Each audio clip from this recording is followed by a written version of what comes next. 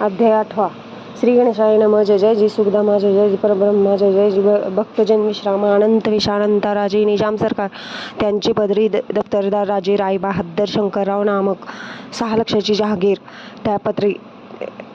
सकल सुखे अनुकाल असती, विपुल संपत्ती संतती काही कमती असेना, परिपूर्व कर्म आगातया लागला ब्रह्मसमद, उपाय केले नानाविध परिबाधा न सोडी, संबंध बाधा म्हणून चैन न पडे रात्रंदिन, गेले शरीर सुकून गोड न लागे अन्न पाणी, ना वडे भोग विलास सुख भोग कैचा त्यास, निद्रा न यायची रात्रंदिवस, चिंता न पोळले केले कित्येक अनुष्ठाने, तेशीच ब्राह्मण संतर्पणे बहुसालती दिली दाने, आरोग्य व्हावे म्हणून विटले संसार शक्याची, त्रासले व बहुयात्रेची, कृष्ण वर्ण आला शरीराशी, रात्रंदिन चैन नसे, कोणा लागी जावे शरण, मजवरी कृपा करील कोण, सोडविल व्याधीपासून ऐसा कोण समर्थ, मग केला एक विचार, प्रसिद्ध क्षेत्र श्री गाणगापूर, तेथे जाऊन अहोरात्र दत्त सेवा करावी,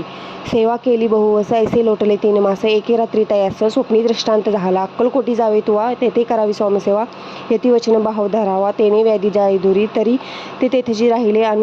आणखी अनुष्ठान आरंभली, पुन्हा तयासी स्वप्न पडले, अक्कलकोटी जावे त्या, ते तेथेची राहिले आणखी अनुष्ठान आरंभिले, पुन्हा तयासी स्वप्न पडले, अक्कलकोटी जावे त्या, हे जाणवणे हित गोष्टी मानसी विचारून शेवटी त्वरित आले अक्कलकोटी, प्रिय पत्नीसह तया नगरीच्या नरनारी, कामधंदा करिता घरी, स्वामीचरित परस्परी प्रेम भावे सांगते, कित्येक प्राप्त स्नाने करुणी पूजा द्रव्य घेऊन अर्पावया समर्चने जाती अतित्वरेने, इति श्री स्वामीचरित सारंभानापकृत कथा सदा परिशुद्ध प्रेम भक्त अष्टमध्याय गोढा श्री स्वामी चरणवैरस्तु, इति श्री स्वामीचरित सारंभ अष्टमध्याय श्रीरस्तु.